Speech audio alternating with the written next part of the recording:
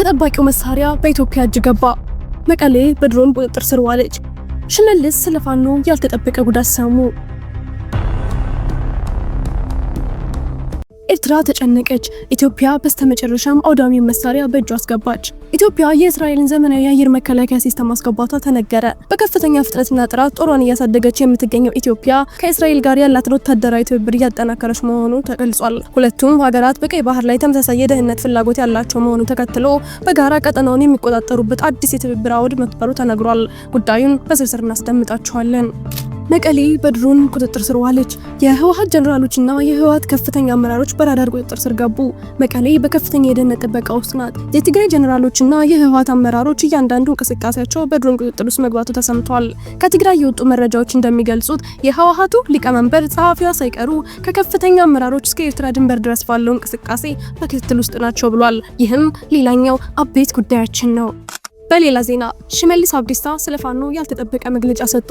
ሳይረፍድ እንደራደር ነፍጠኞች እየመጡብን ነው ሲሉ የሰጡት ንግግር ትኩረትን ሳቢ ሆኗል። የፈሩት የፋኖ ኃይል ወደ ኦሮሚያ እየተጠጋ መሆኑን በመግለጽ በክልሉ ላይ የደህንነት ግፊት እየጨመረ መሆኑም ተገልጿል። በሌላ በኩል የግብጽ ፕሬዝዳንት በያዝነው ወር ወደ ዋይት ሃውስ በመጓዝ ስለ ህዳሴው ግድብ ከአሜሪካ ፕሬዝዳንት ዶናልድ ትራምፕ ጋር ለመምከር ቀጠሮ መያዛቸው ተሰምቷል። እነዚህና ሌሎች ተያያዥ ጉዳዮችን በዝርዝር ዜናዎች እናስደምጣችኋለን። ሰላም ውድ ቤተሰቦች እንደምን አላችሁ? ይህ ዜና ላፍታ ነው። ቪዲዮውን ላይክ በማድረግ ይጀምሩ እያልን ወደ ዝርዝር ዜናዎች አለፍን። ኢትዮጵያ በስተመጨረሻም አውዳሚ መሳሪያ በእጇ አስገባች። ከቅርብ ጊዜ ወዲህ ጦሯን በከፍተኛ ፍጥነትና ጥራት እያሳደገች ያለችው ኢትዮጵያ ከእስራኤል ጋር ያላትን ወታደራዊ ትብብር ተጠናክሮ መቀጠሉ ተነግሯል። ሁለቱ ሀገራት በቀይ ባህር ላይ ተመሳሳይ ፍላጎት ያላቸው መሆኑን ተከትሎ በጋራ ቀጠናውን ተቆጣጥረው የሚሰሩበት አውድም መፍጠሩ ተነግሯል።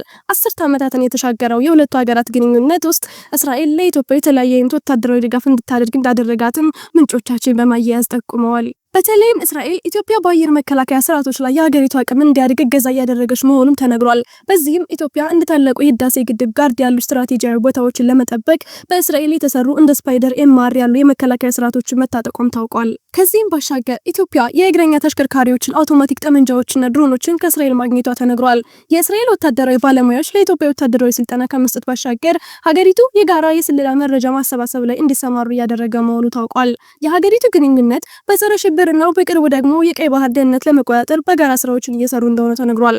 እርሶስ በዚህ መረጃ ላይ ያለው ሀሳብ ምንድን ነው? መልሶን በኮሜንት ያሳውቁን እያልን ወደ ቀጣዩ ዜና አለፍን። መቀሌ በድሮን ቁጥጥር ስር ዋለች። የህወሓት ጀነራሎችና የህወሓት ከፍተኛ አመራሮች በራዳር ቁጥጥር ስር ገቡ።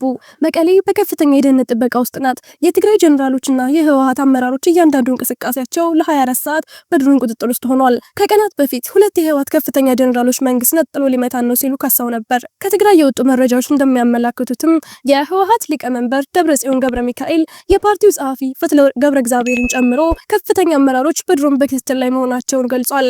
የኤርትራና የኢትዮጵያ ድንበር በከፍተኛ የድሮን ክትትልና ጥበቃ ላይ ነው ተብሏል።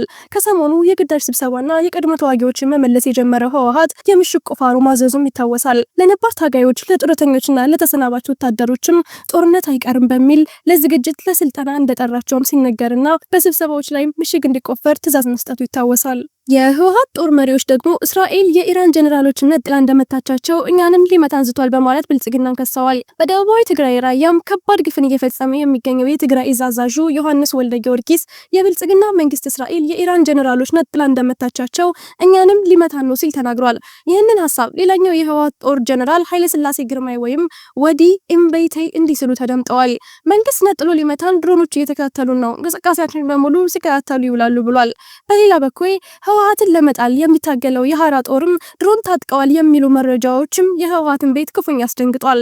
ከደቡብ ትግራይ በተጨማሪ በምዕራብ በኩል ትግራይን የከበበው ይሄ የሐራ ሰራዊት ቅርበት ያላቸው ምንጮች እንደገለጹት መንግስት ይህንን ኃይል የድሮን አጠቃቀም እያሰለጠነ መቆየቱን መዘገባችን ይታወሳል። ቡድኑ የሚወስደውን ስልጠና ሲያጠናቅቅም ድሮኖችን ከመንግስት ይረከባሉ ተብሎም ይጠበቃል።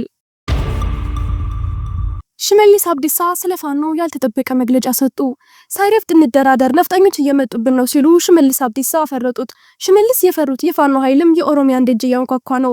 ፕሬዝዳንቱ ከሰሞኑ ባደረጉት ንግግር ኦሮሚያ ሳትፈርስ የብልጽግናውን ስርዓት ማፍረስ እንደማይችሉ ያወቁ ኃይሎች ኦሮሚያን ሊያፈርሱ ነው ሲሉ የክተት አዋጅ ማወጃቸው ታውቋል።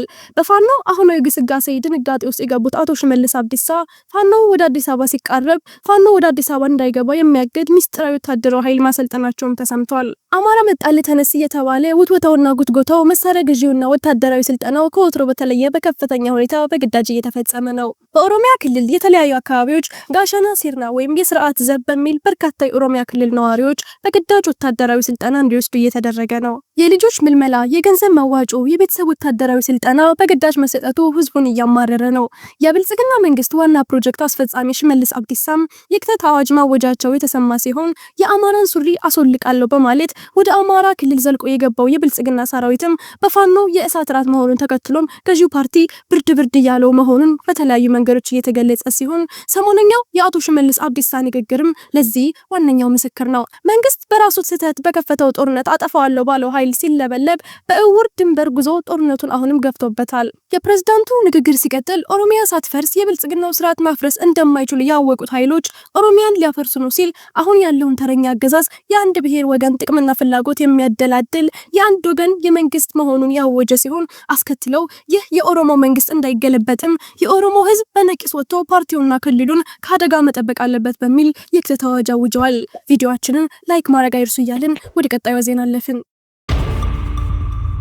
የግብፁ ፕሬዝዳንት በያዝነው ወር ወደ ዋይት ሃውስ እንደማይቀኑ ተሰማ።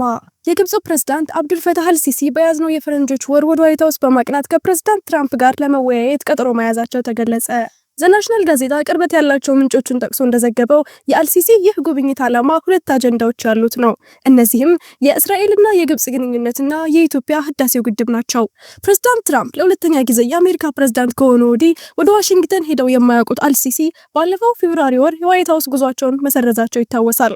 ለዚህም ምክንያት የሆነው ደግሞ በወቅቱ ፕሬዝዳንት ትራምፕ የጋዛ ነዋሪዎችን በሙሉ አስወጥተው በግብጽና ዮርዳኖስ የማስፈር እቅድ እንዳላቸው መናገራቸው ነበር። ያ እቅድ ጋዛን የባህር ዳር መዝናኛ ቦታ የማድረግ የነበረ ሲሆን ግብጽ እቅዱን አጥብቃ መቃወሟ ይታወቃል። ነገር ግን ከዚህ ወዲህ የአሜሪካና የግብጽ ግንኙነት መሻሻሎችን ያሳየ ሲሆን ከወራት በፊት ፕሬዝዳንት ትራምፕ በጋዛ የሰላም እቅድ ስምምነት ላይ ለመገኘት ወደ ግብጽ መሄዳቸው የሚዘነጋ አይደለም። የጋዜጣው ምንጮች እንዳሉት የፕሬዝዳንት አልሲሲ የዚህ ወር የዋሽንግተን ጉዞ ምን ያህል ቀን እንደሚፈጅ ያልታወቀ ቢሆንም የፕሬዝዳንቱ ጽህፈት ቤት ግን ለጉብኝት ዝግጅቱ እያደረገ ነው። ይህ በእንዲህ እንዳለ ፕሬዝዳንት አልሲሲ ወደ ዋሽንግተን የሚያደርጉት ይህ ጉዞ ሌላው ዓላማ በኢትዮጵያ ህዳሴ ግድብ ጉዳይ ከትራምፕ ጋር ለመነጋገር መሆኑን ዘገባው አስታውቋል። ግብጾች ግድቡን በተመለከተ አዲስ እቅድ ይዘው ትራምፕ ጋር ለመሄድ ማቀዳቸውን የጠቀሰው ዘገባው ይህም ግድቡ ከ11ዱ የአባይ ተፋሰስ ሀገራት በተውጣጡ ኤክስፐርቶች እንዲተዳደር የሚል መሆኑን ገልጿል።